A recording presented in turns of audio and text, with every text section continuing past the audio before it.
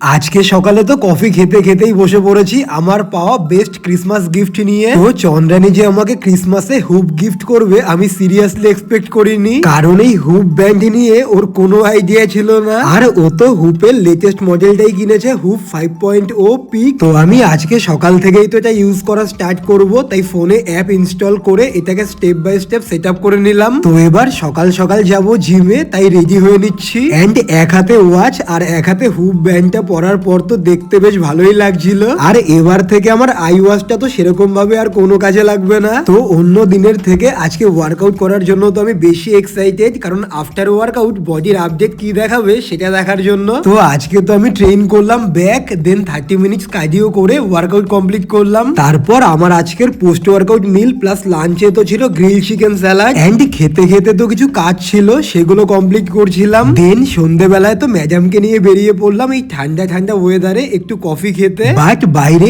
এত ঠান্ডা যে কফি নিয়ে তো আবার গাড়ির মধ্যেই চলে এসেছি। আর চন্দ্রানী তো আবার কফির সাথে খেলো একটা কোরিয়ান বান। দেন স্টুডিওর জন্য টুকটাক কিছু গ্রসারি জিনিস নেওয়ার ছিল, তো নিলাম olive oil, bell pepper and ম্যাডামের ফেভারিট কেচাপ। আর তারপর চন্দ্রানী গেছিল বেবি হাগে, বাট কোনো বাচ্চার জন্য ড্রেস কিনতে না, আমাদের তুরতুরির জন্য এই ঠান্ডায় পরার ড্রেস নিতে। আর আমরা সিলেক্ট করেছি এই দুটো ড্রেস, তো সেটাই নিয়ে নিলাম। তো চলো বাই।